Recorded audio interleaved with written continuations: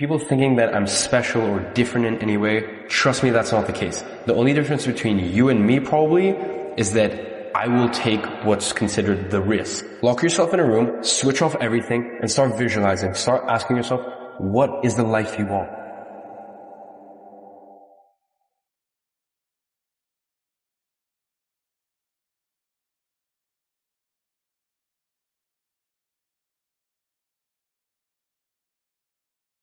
You know, as I sit here in this estate in the countryside of the United Kingdom, I can't help but laugh and think, how the hell did I end up here? Because the truth is, I wasn't supposed to be here, living this type of life. You see, society is programmed to run a certain way. All of the infrastructure, the cities, the laws, the jobs, the hierarchy, everything that makes society what it is, all of it was built that way intentionally, to have certain people performing certain jobs, to have certain people be more important than others. I mean, just think about it. For every captain in an army, you need thousands of soldiers. You need lots of people at the bottom so you can have a few at the top. Society was built in a way that allows certain people to become successful while gatekeeping success from everyone else. And I say that because by all measures that you can take, I was not supposed to be one of those successful ones. I was born in a small village in Dagestan in Russia, and coming from a place like that, there's not much you can do to be successful. So there's just been so many of these crazy moments in my life where I ask myself, how does one go from living in a small village in Dagestan to becoming one of the most successful self-made young men in the world? Because based on the way that society is structured, by all measures, I should be one of those people working low-level jobs and making minimum wage. Bear in mind, I have absolutely zero degrees or qualifications whatsoever. I dropped out of school a few months into high school starting, and that's what society had planned for me. But yet, here I am, having achieved more at 24 than most people at the top of that pyramid will achieve in their entire lifetime, which means that there is a crack in the code, that somewhere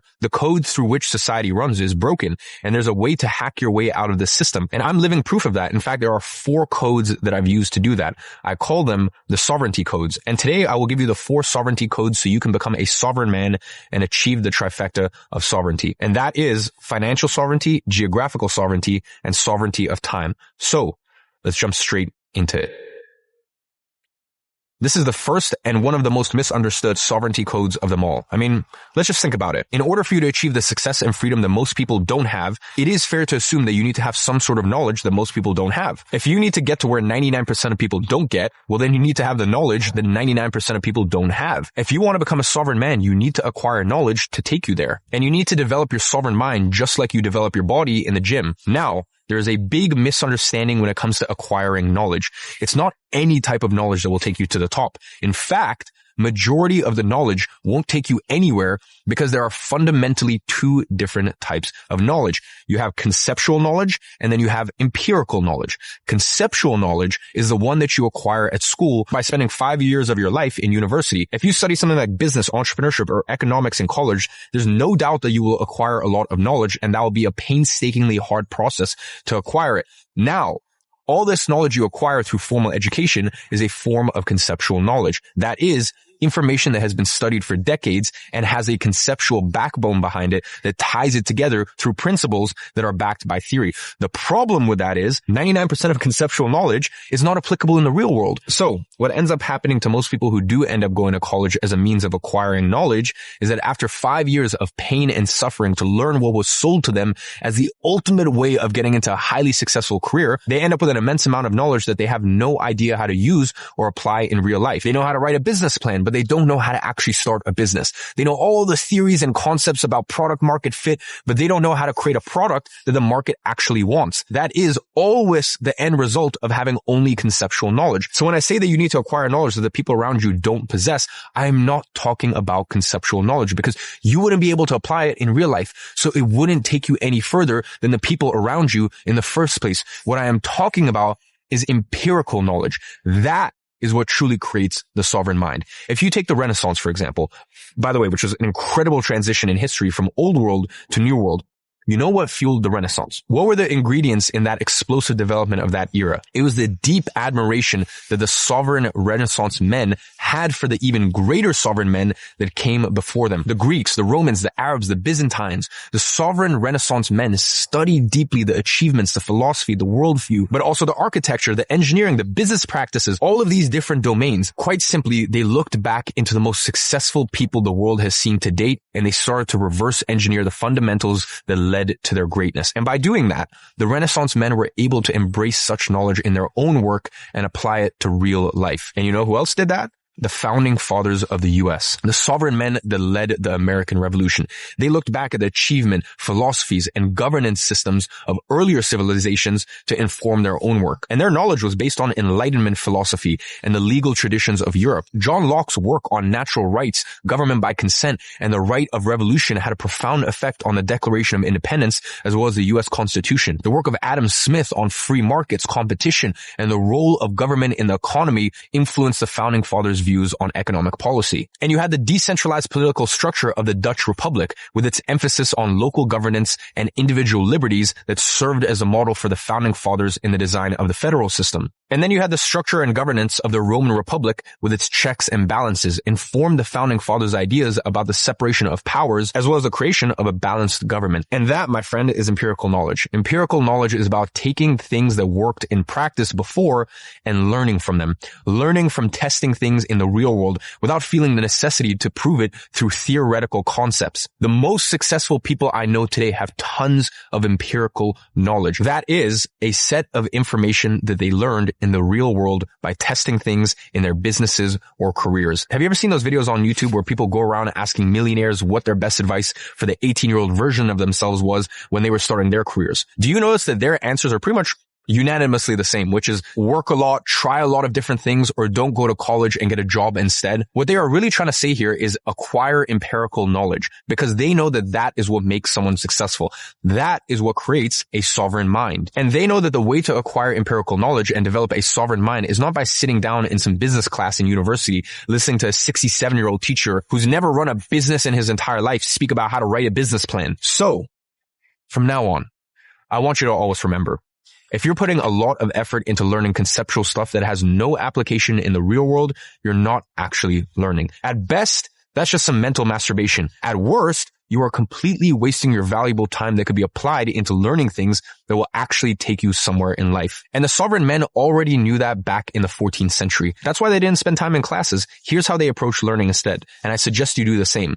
They would send researchers to travel throughout Europe, scouting monasteries, courts, and libraries for lost or overlooked texts from kings, architects, inventors, and philosophers from the Roman Empire, the Greeks, the Arabs, the Byzantines, and even the Indians. And they would then deeply research such findings to absorb their knowledge and implement it into their own work. And that is how they went from having this type of art during the Dark Ages to having full-blown 5-meter tall statues carved by hand from a stone of marble that portrayed realism and movement, characteristics which were unknown during the Middle Ages and that to this day are still some of the most beautiful works of art that have ever been created. And by the way, that's also how the sovereign men that led the American Revolution created one of the longest lasting sovereign nation in the modern times. And essentially what they were doing was rather simple.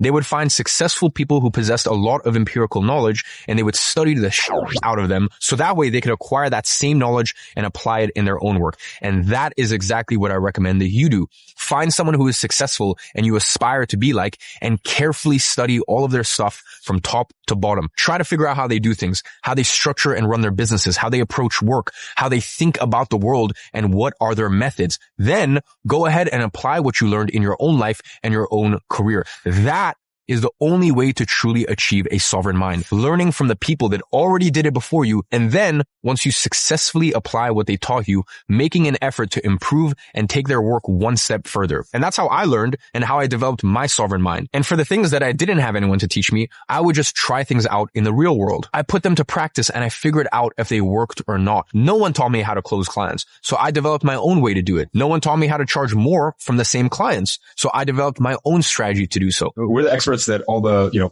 agencies in the world come to learn from. And, one of our favorite things is to make fun of agencies that charge a percentage of ad spend. Because here's the issue, right? If an agency ever charges you a percentage of ad spend or percentage of revenue, just leave the meeting. Because here's the issue. Okay. Our incentives need to be aligned, right? So we should only get paid when we're getting paid. So I actually close this client on a £2,800 a month plus 5% return on ad spend. So at this stage in my agency, I get most of, I think probably 70-80% of our overall agency revenue from performance fees. So you can see right here, I made some notes during the actual call. I don't know how well that shows up. So basically this company they've been around for around 6-7 months. They did 2.5 million pounds in the first 6-7 months. February, they spent 55K. Jan, they spent 108K. And now they're at a point where they're spending around 5,000 pounds a day, 5,000-6,000 pounds a day. So I'm just going to try and show you that top bit right there. As you can see, the goal is with them in 6 months is to be spending 500K a month and bringing in around 1.3 billion pounds a month. So that'd be around an 800,000 pound a month return on ad spend. And then you also saw right below that we charge them 2,800 pounds plus 5% return on ad spend. I'll go ahead and pop up that base retainer. You'll notice that it's something about like, it's like 3,300 basis, 2,800 pounds plus this British client. So we charge that on top.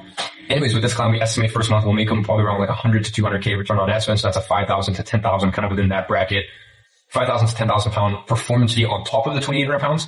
And if things go as planned, or able to hit their benchmark that they wanted in 6 months, in 6 to 12 months, which is 800K a month return on ad spend, that'd be a 40,000 pound a month performance fee.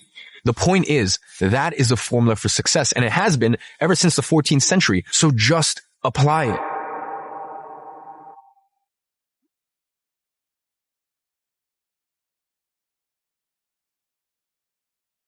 Now, the second trait you need to become a top 1% man who gets to play life by his own rules is the right environment. And that's one of the traits people never really give enough attention to, and is also the reason why so many fail in their own endeavors. Have you ever noticed that whenever very important people who change the course of the world, when they emerge, they never do things on their own? And what I mean by that, it's never one revolutionary or one scientist or one inventor that carries an era by himself. Whenever the world experiences an era of fast development and big change in sovereignty, there's always a bunch of people creating and discovering a bunch of different things at the same time, just like the American Revolution. There wasn't one person that was responsible for it. There was George Washington, Alexander Hamilton, Benjamin Franklin, John Adams, Thomas Jefferson. And you can also notice that there's usually hubs where all of these people congregate and where majority of the new inventions and discoveries happen. Just like today, the most famous movies all come from Hollywood. The most successful apps all come from Silicon Valley. And back in the Renaissance, majority of the famous inventions and arts of work all came from Florence. And that's because men have a community nature. It is in our nature to congregate together with people who think alike and have the same objectives as us. The sum of what a group of men can achieve together is exponentially greater than the sum of what these same men could ever achieve by working on their own. And there's a very, very specific reason for that. I'm sure that you've all heard of the saying that you are the average of the 5 people that you spend the most time with. And the reason for that is actually not because you share the same worldviews as them or anything like that.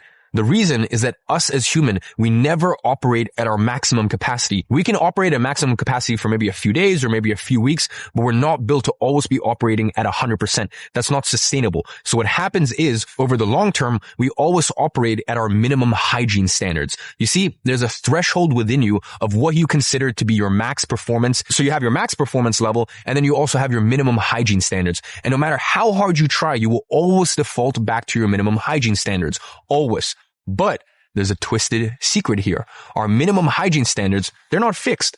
They're adaptable. They can move. And more importantly, your hygiene standards are very dependent on the hygiene standards of the people around you. So what that means is that when you surround yourself with people who have high hygiene standards, yours will automatically go up as a result. I mean, just think about it. Imagine you've been slacking off. Right? So you haven't gone to the gym that much lately, and you haven't really been putting too much effort into the side hustle or the business that you want to start. Now, imagine you move into a house with 10 people who all go to the gym first thing in the morning, every single day, training as hard as it gets. Then, when they get back home, they work for 8 hours straight on their business, nonstop. I can guarantee you that in a matter of no time, you are going to be consistently hitting the gym and putting 8 hours a day into your business as well. And there are 2 main reasons for that. The first, it is going to be so much easier to do it when you have other people doing the same thing as you, because they're going to have your back and they're also going to inspire you to be like them. And that is the shallow reason. The second and most important reason is that one of the hardest things to do as a strong man is to develop the discipline of doing the things that need to be done every single day, whether you feel like it or you don't. The thing is, when you are alone, it is very easy to come up with excuses because no one is watching you. No one's looking at you, and you don't have to justify it to anyone except for yourself. Now, when you're with a group of 10 other people who are doing the things that need to be done every single day, you're going to feel ashamed to be the only one not doing the same. So even when you don't feel like doing it, you're going to do it either way, just because you don't want to be the only person in the group not putting in the work. You are essentially hacking discipline and taking it out of the equation. Remember, we always operate at our minimum hygiene standard. That means you never put all of your effort into becoming the best version of yourself, but you will do everything in your control to avoid looking like a failure to the people around you whose opinions you care about, because not doing so would break your minimum hygiene standard. So, by doing that, you have essentially turned discipline into a minimum hygiene standard. And that's why when you try to isolate yourself and achieve goals alone, you never actually get that far. Now, when you see everyone around you winning, you will not want to be the only one left behind. So you're going to put in the work to be on the same level as them. So whatever you want to achieve, you need to find a group of people who are working on the same goal and surround yourself with them. And that is how you make success inevitable. Now, here's the real beauty of this. Just a few decades ago, that would probably require you moving overseas to a completely different part of the world. Luckily, that's not the case anymore. You can now take advantage of the digital world to find a community of like-minded individuals who share the exact same goals and challenges as you. And by the way, that's the reason I created my first agency program back in the day.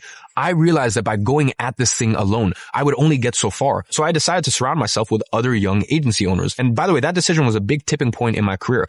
I launched my first agency program over 5 years ago. And since then, I released 4 different and updated versions of this program. It all started with 6-figure SMA, then agency incubator, then agency navigator, and now the most recent version I launched in 2024, agency accelerator. And the important thing was that with every single one of those, the amount of agency owners in my community grew exponentially. I mean, think about how much fire it put under my ass seeing posts like this every single day in our community. People closing 2, 3, 5 new clients a week, adding $2, $5, $10,000 worth of retainers to their agency's bottom line every single week. And more important than the results, seeing people put the work in every single day to get such results. It was simply impossible for me to not level up inside of the community, even though 5 years ago it was the community that I started. If they were doing it, I simply had to do it too, because I am the one leading the way, so I had to be in front. There was no space for excuses, only for execution. And that is my second tip for you to become the man that you aspire to become, which is find a community of like-minded individuals working towards the same goal as you and surround yourself with them.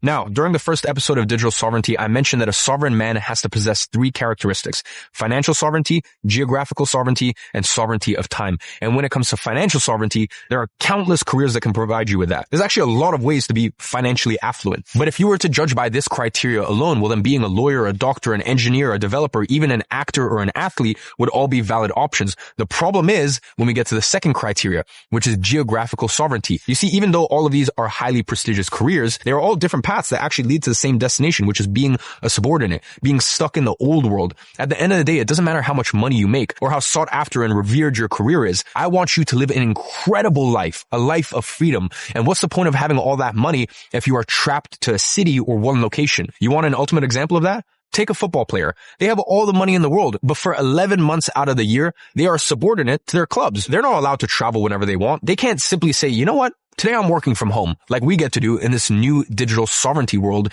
as a sovereign man. They can't decide to simply take Monday off to enjoy a nice lunch with their family. To be honest, they can't even eat what they want most of the time because they have to eat the food that's available from their training center. And if they feel like eating something different, they need to ask for permission from their coach, their staff, their agent, the directors. And I know being a footballer is a dream for many people, and if that's your passion, I'm not taking that away from you, but that is the ultimate level of subordination. At the end of the day, what separates a sovereign man from a subordinate? Money? Power? No. A sovereign man chooses. A subordinate obeys. He follows instruction. So at the end of the day, during an entire year, a pro footballer may have a little over a month where they can actually do what they want. And even then, they need to be careful with what they eat and with their exercise routine, so that way they don't get too out of shape for the preseason. So no wonder most of them are happy to retire by 35. Do you see, the problem is, unlike us, they don't have a business that can run without them. So if they stop working, their income goes down to 0, which is exactly the problem I mentioned back on episode 1 that I personally faced when I was 17. And that really made me realize that if my income is linked to my time, I would always be a subordinate. And some of these problems also have a lot to do with our last criteria, sovereignty of time. This is the biggest trap of them all, especially when you pursue a high-paying career. You see, there's a very common scenario that happens with doctors, lawyers, or any high-income career when they start making good money. When they see how much they get paid for a few hours of work, their natural instinct is to think, I get paid extremely well for the hour of my work, so I'm going to put a lot of hours now while I'm still young and fully energized, so that way I can slow down and enjoy later in my life. Big mistake, because here's what actually happens. These people start putting in 12 to 16 hour work days, 6 to 7 days a week, and they are making a killing. Granted, they're making money, good money. Now, Where things start to go sideways is when they increase their living standards just as fast as their income grows. They start acquiring a bunch of expensive liabilities such as big houses and fancy cars, which they can indeed afford as long as they keep working as they currently do. However, their living standards never go down because it's extremely hard to lower your standards, especially once you're already used to it. So here's the bottom line. They end up working slave-like hours their entire career just to pay for some fancy stuff that they can't even enjoy because they don't have the time to do so.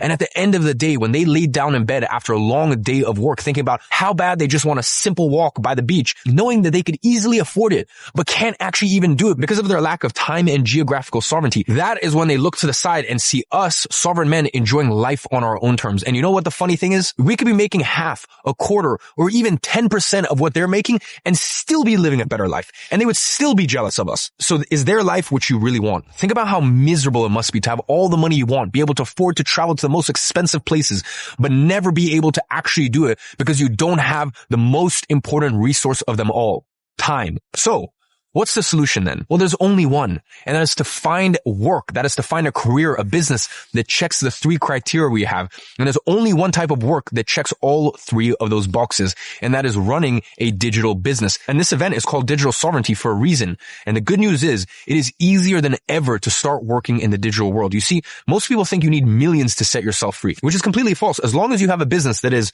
location independent, as in it's not restricted to one location and you can run it from anywhere in the world. Second, a business that pays you enough for you to quit your job and allows you to afford all of your expenses and still have disposable income to invest in assets afterward. And third and finally, can be easily outsourced. That is what I call a sovereign business. That is all it takes to achieve true sovereignty. And really, it's not that difficult. There's also one other important point to be made here. This trait is called a business. It's not a job, because as we just saw, a job cannot provide you with the 3 types of freedom that you need. And it's also not investments. Most people think they're going to get rich by catching the perfect time investment or by investing in some crypto or whatever it is. Listen, investments never made anyone rich. Investments don't make poor people rich. Investments make rich people wealthy, but you need to be rich in the first place. That is the honest truth of it. The only way to get rich, unless you want to be rich at 60 or 70, in which case, if that's the life you want, I think we're on different pages. I think honestly, just click away from this video, because my goal from day one was always make money. Yes, but money wasn't actually the number one priority. For me, my number one priority was live a good life. And it's hard to live the life of your dreams and live a good life when you're in your 60s. That's just the truth of it. So if you want to live a good life now, the only way to get rich is through work. And then you reinvest the money that work generates you and you become wealthy. So if you want to have the money to then take advantage of the investment opportunities of a lifetime that are approaching us, you better have a business with high profit margins that puts those profits in your pockets. So that way you can use them to fuel your investments, which will then create generational wealth for you. So when it comes to digital businesses, you have a few options to choose from. You basically have 3 categories. You have service-based businesses, you have digital product-based businesses, and you have physical product-based businesses. Now, in order to choose the best one for you, there's one concept that you need to understand, and this concept is leverage. Running a business is nothing more than using leverage to generate a return. And there's different types of leverage you can use. You can use money as leverage, you can use time as leverage, and you can use expertise as leverage. Now, if you have a lot of time, a good amount of money, and a lot of expertise to use as leverage, the best business for you would be a digital product-based business. That is developing a software, a mobile app, or maybe an info product. That's because this sort of business allows you to leverage the 3 of them. They usually require a lot of time and money to develop and find product market fit. Dealing with marketing and leading a development team requires a ton of experience. And that's actually a good thing in case you possess all of those attributes, because it means the barrier of entry is quite high, so competition is lower, and you can actually sell these types of companies for multiples that's much higher than you would just sell an online store, for example. Now, if you have a lot of money and a lot of experience, but you don't really have a lot of spare time, the best option for you would be a physical product-based business. And by that, I mean e-commerce. And that's because since you are selling a physical product, apart from the initial creation of that product, or let's say you're white labeling it or doing branded drop shipping, once you get through that initial hump, now you have the product. So you don't really need to spend much more time on product development, which is different than digital products, for example. With digital products, there's always the coaching, the support, improving the product, updating it in accordance to what's happening in the market. And through your money and your experience, you can fairly easily scale a store to the big bucks. Now, I see a lot of beginners trying to start here, which is not ideal. Why? Because you don't have the money or the experience needed to make enough with it. You see, in order for you to make $10,000 a month profit with an online store, for example, you would have to sell anywhere from 500 to 1,000 units a month, which is not an easy task by any means. knowing that the margins in this industry are usually not high. Plus, then you have to deal with all other aspects involved in running an e-commerce store, such as inventory, distribution, logistics, finding and dealing with suppliers, building a cost-effective supply chain. Those are all tasks that require a lot of expertise. It's basically a recipe for disaster. And most importantly, as a beginner, you want to avoid getting into any type of business that requires you burning through money to get it off the ground. And that is because usually as a beginner, you don't have any money to start with, nor experience. The only thing you have is time. So here's where most people would then go, okay, so I need to find a business where I can leverage my time. And that, my friend, is how you fall into a trap of getting into a business that is essentially trading your time for money, exactly as I did when I first started my content agency. And as we both know, if you're trading your time for money, you are a subordinate. So what should you do instead? Well, let's be smart here. Instead of using our time and expertise, let's start a business that allows us to leverage other people's time and expertise. This way, we don't even need to have the expertise in the first place, and we are still able to achieve sovereignty of time. Now, how does that sound? Well, that's exactly what I did when I transitioned from a content creation agency to an advertising agency. I've said it so many times and I'll continue to stand by it. Social media marketing, it brings so many opportunities. When I make $25,000 a month from social media marketing, that's mine. That's profit. That is my money to keep. Right? That's my money to keep. Yes, I have certain things that I outsource for, but once again, that's just because I don't want to do it myself. That's a service that I didn't disclose on episode 1. And the reason I chose this service was very simple. You see, for me personally with content creation, in order for me to generate double the results for my clients and thus double how much I was getting paid, I would usually have to double the amount of content that I was producing. With paid advertising, that's not the case. The work to generate $10,000 in return for your clients and $100,000 with a campaign on Facebook is virtually the same. The difference is for the $10,000 that we're bringing them as a return, the campaigns are running with, let's say, a budget of $100 a day. While with $100,000 a month that we're making them, they were running with a budget of $1,000 a day. And you know what the difference in work was for creating both these campaigns? Zero. None. And that is the reason I can make so much money with only a handful of clients and one contractor working full time in my agency. I'm doing roughly $45,000 a month, and that is from 7 clients and just me and 1 employee. Spits out $45K a month in profit just from 7 clients. You know, that operationally, that's like a super lean fucking machine. Because in order for me to double the results I was generating a client and thus double how much my agency was getting paid, all it would take was 2 clicks in the Facebook ads dashboard in order to change the budget from $100 to $1,000. Now back then, paid advertising was pretty much the only type of service that allowed you to do that, to double your clients' results without actually having to double the deliverables. But listen, I'll be honest, the market has changed a lot. And that is exactly why now is the best time to get into this new world and start your sovereign business. Today, there's a variety of different services that allow you to provide your clients better results and thus get paid more without you having to put more work in. Services like paid advertising, as I was saying, email marketing, social media management, building long-form VSLs, even having a content creation agency that works with businesses to build up their short-form accounts, aka their TikTok, their Instagram Reels, stuff like that. So having a content creation agency wasn't actually the issue. That wasn't the mistake I made. It was the way that I ran the agency.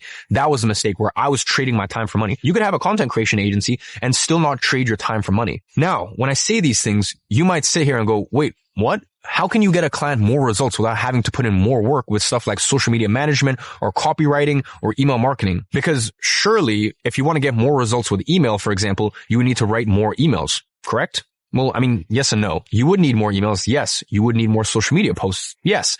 But you don't need to create more. You see, things have changed a lot from the time in which I first started my agency. The work it takes to create 1 email and 10 emails is the same. Why? Because one of the biggest, most game-changing revolutions that has ever happened since the invention of the internet, AI, artificial intelligence. We have gotten to a point now where it's possible to get AI to write regular copy like weekly emails or web pages to the same level as a world-class copywriter. And I'm going to show you how to do that in practice in episode 3.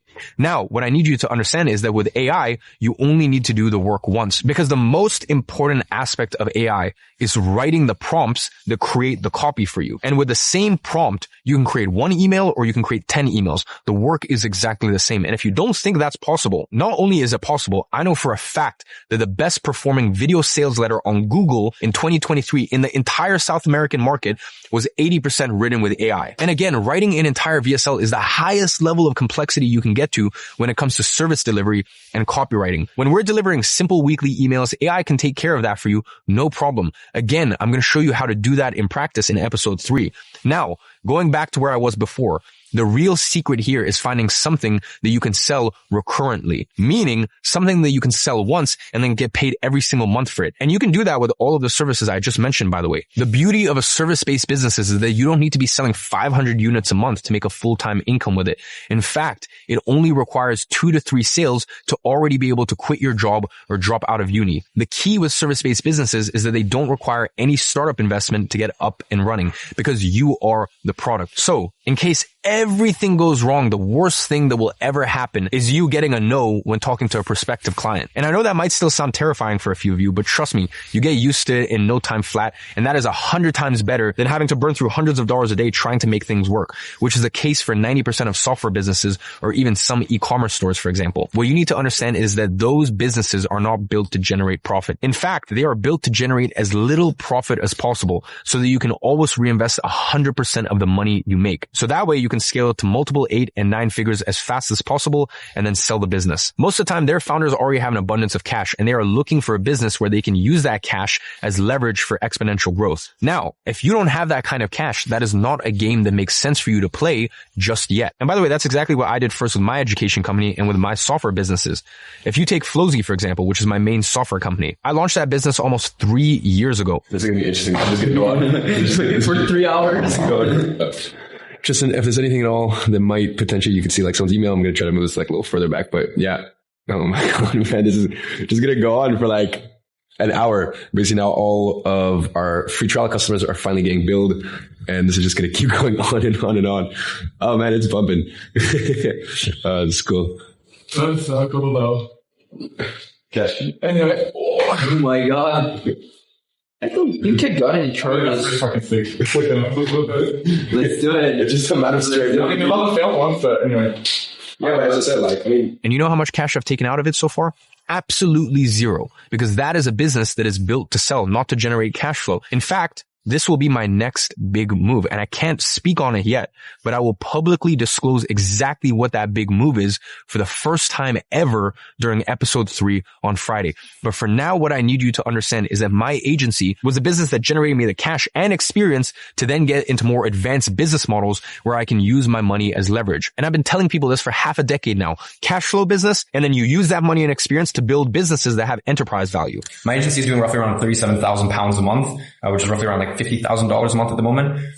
My agency is quite literally the only reason that I'm profitable at the moment. Everything that's coming out of the education company, growyouragency.com, that is all going back into 6 staff, customer support team, ads, ridiculous softwares, improving the product, a new custom portal that is very expensive. So that's the funny thing is, my education company, growyouragency.com, it's not even profitable at the moment. In fact, we're losing a bit of money because of it. So yeah, it's definitely not going to be like that the entire year. Definitely like it's going to scale right up. I guess that's a funny thing. The funny thing is my agency is actually my cash business. My agency is my cash flow business, and my agency is basically the things that pays for the nice things that I want in life. A lot of time I feel quite jaded, because a lot of time I look at my agency and just how simple it is and how streamlined it is and how profitable it is. The funny thing is my agency this year has made more profit than my education business, even though the education business revenues are way higher. That is the game. It has always been the game and it will always be the game. Unless you want to bring on investors day one and once again be a subordinate, be a slave to them. And not only that, but right now the demand for online marketing services for businesses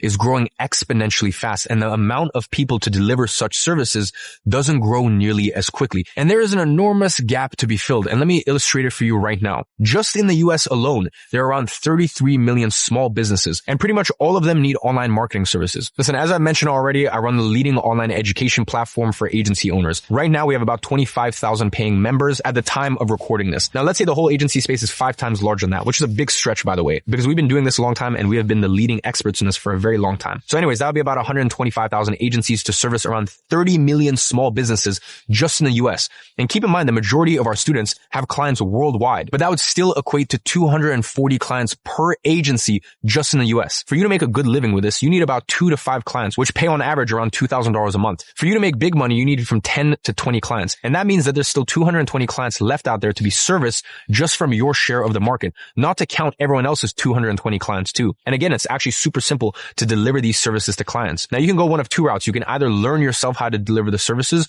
which should take about a month or two, or you can hire a contractor who is already experienced in delivering such services and get them to deliver it for you while still keeping 70 to 80% of the profit. Now inside Agency Accelerator, I teach you exactly how to do that. And the reason that's beautiful is because that creates an arbitrage play. You don't even need to have money to outsource the services because you never have to pay anything out of pocket, which means there's literally no risk on your end whatsoever. And I call this contractor arbitrage. And in my opinion, there's no better way to get started in the digital space than this. Starting an agency is the only option that doesn't require money to get started. And it's actually realistic to go from zero to full-time income within 2 to 3 months of work. And by the way, I'm not saying that you will go from zero to full-time income in 3 months, but I'll be honest, I've seen thousands of people do it, starting with zero business experience, putting in the necessary effort day in and day out, and then within 3 months, enjoying the 3 forms of freedom of a sovereign man: financial sovereignty, geographical sovereignty, and sovereignty of time. So just think about the fact that in a matter of months, you could be enjoying more freedom than most doctors, lawyers, and engineers from your city, and be the one who has the business and lifestyle that all of those same lawyers, doctors, and bankers wish they had when they went to bed at night. So if you want this to be a reality, starting a sovereign business is the thing that will have the most impact in your life by far. My agency truly has made me the man I am today. You know, for me, it's not so much that I'm at a point where my agency is making me $60,000 to $70,000 a month of profit. For me, it genuinely is like who I've become in the making.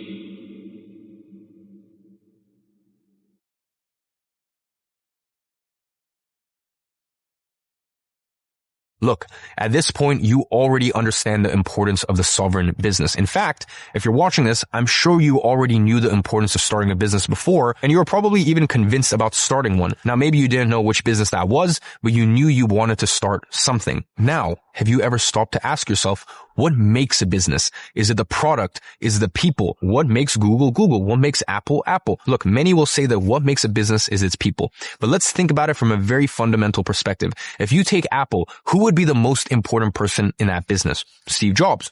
Well, Steve Jobs is not there anymore, and Apple is doing better than it's ever done. So it's not actually the people. Neither is it the product. I mean, take Google. There's nothing particularly special about Google. There are many different search engines out there just as good. Same thing with Gmail. There's many other options, but yet Google is still by far the biggest one. So what is the answer? Look, when you search on Google, all that happens on the back end is a process is running. When Google serves you with an ad, that's a process running. When the algorithm recommends you a video, that is a process. Even if you go back to the product example, you need to create a product. And in order to do that effectively, you need to have a process. You know, people, they don't just appear to work for you. You need to find them. And for that, there's a hiring process. So at the end of the day, all a business is a collection of processes that you repeat over and over. And that alone may look simple, but when you put them together, then you create a winning business. And the better those processes are, the better the business becomes. So let's take it back to the agency example. If you broke down every single activity I did in my agency that turned it into a successful business, every single one of those activities can be distilled down to a process. Getting clients, that is a process, a very simple one actually. You don't need a ton of followers. You don't need to be a master of sales. You don't need to be an expert at the service you deliver. You don't even need a website. You just need a repeatable step-by-step process that you can perform over and over, which will always generate the same results. So for the last 3 months, I have not had a website. In the last 45 days, I've doubled my retainers from my agency. So this month we'll hit around 55K now. 2 days ago, at the time of recording this, I actually signed a £4,000 a month client and a £7,800 a month client. And I did that all without a website. And the reason I was able to accomplish all of that was because I had a repeatable process to follow. Then we look at getting paid. That's a process. It's funny, on my story I posted the other day, I had a £32,000 a Stripe payment come in. It's from a client that I charged for a 2-day training. So one of our existing clients flew in from America. My Stripe fee for that, I think, was like almost £1,000. And, you know, tons of people, you know, cause I posted the actual screenshot so you could see, you know, how much was deducted. And tons of people were like, dude, like, can't believe you're paying like £1,000, you know, in fee to Stripe when they could have just bank wired you. And to me, that's totally worth it. You know, to me, it's fine paying, you know, anywhere from 1.4 to 2.9%, depending on, you know, where they are in the world. I'm totally cool paying that because that brings up the likeliness of me signing a client exponentially that honestly, I just couldn't care less about the fee. So what I'm going to do right now is I'm actually going to bill them, as you can see right here. So you can see 5% ROAS performance fee, first month, 8,160. You can see I'm going to press pay automatically. And then I'm going to show you my guys' iPhone. And then I'm going to get Tristan to, blur it out as best as he can. So send.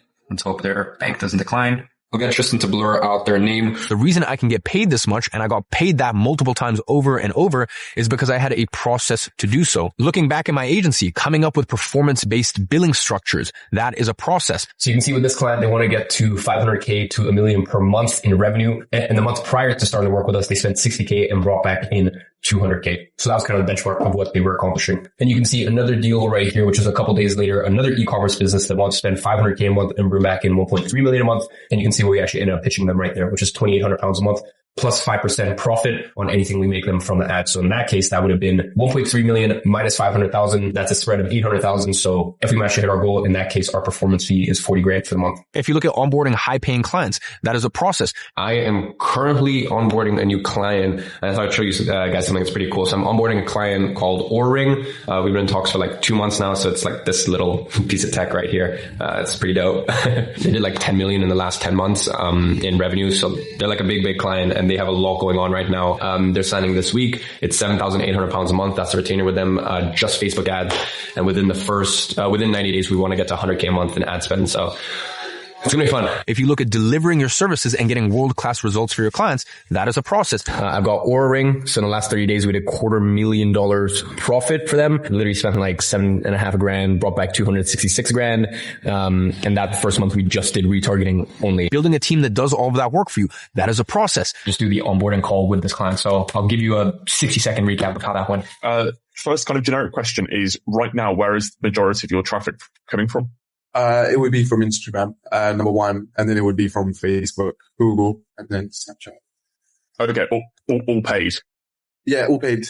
We don't have any, massive, like organic stuff. It's majority paid. I'd say 80% of it's paid.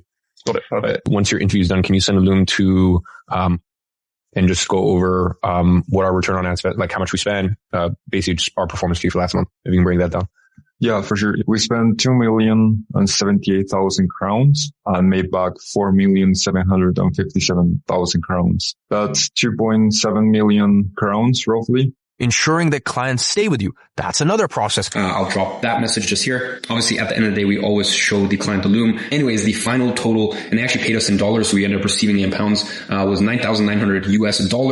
So we received 7,000 pounds. I'm just looking at my bank account. And I'll go ahead and throw up the screenshot confirmation on Slack, and I'll also show you guys right now. So as you can see, they sent $9,900 US, and I ended up receiving 7,000 pounds. So there's a little bit of transfer fees taken. So it wasn't quite a 5-figure performance fee for this month, but between the $9,900 performance fee in the first month plus our billable with them, which is just a small $2,200 retainer, that comes out to $11,000 billable in the first month with this client. Communicating with your clients and your team, that is another process. Slack is how I communicate with my team. It's how I communicate with my clients. I can show you an example right here. This is one of our old clients, Cameron Foos, who's for trading. You can just see a couple of our clients on the side there. As always, I'm pretty much an open book. I try to be as transparent as possible. So I guess I don't really mind you seeing some of our clients that we worked with and we work with. So channels, I have tons and tons of channels, older clients that we no longer work with. The thing I'm trying to make clear here, the bottom line of this is every single aspect of running a successful business boils down to having a process. And if you don't have a successful business yet, it is because you don't have a collection of proven processes.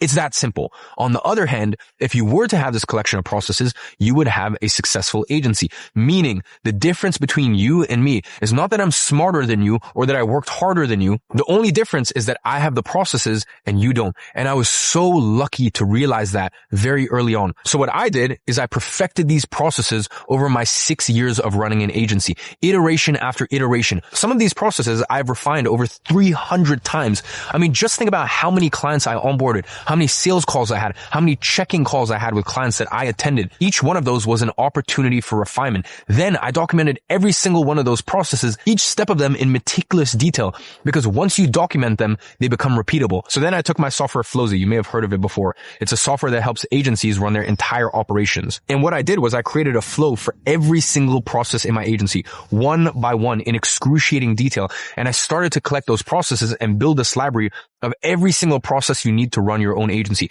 For any task I needed to execute on my agency, I could just plug and play that exact process. Need to onboard a client? Run the client onboarding process from Flowzy. Need to build a new landing page? Run the page building process from Flowzy. Need to set up invoicing for a new client? Simple. Just run the invoicing process from Flowzy. If you get to the bottom of the question, what is a business? This is it. This structure is my business. If someone were to steal this, it would almost be as if they were stealing my entire business. And that is just how important this is. That is my sovereign structure. And if you want to have a successful business, you need to start building your own library of processes one by one. You create a process, you test it out, you document it, and you improve it. And then you repeat this process until that process runs flawlessly. And it may take time. For me, it took me over 6 years to collect all of those processes.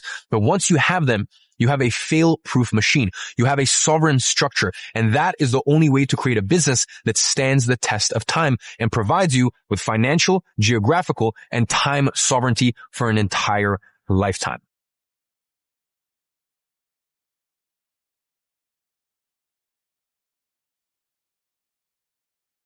So listen, some men don't have to play by the rules, but you have to earn that right. And these 4 sovereignty codes that I just taught you are a cheat code to earn that right. But if you want to become a sovereign man and achieve the trifecta of sovereignty, you have no option but to apply every single one of them in your own life. But that is easier said than done. And I am very aware of that. And that is precisely why I prepared episode 3 of Digital Sovereignty, especially for you. Today, I've shown you the codes to become a sovereign man. But in the next episode, I want to do 2 things. The first is I'm going to show you what the path to applying these codes to your life looks like in practice with real life examples of people who did it. And then I want to give you the codes.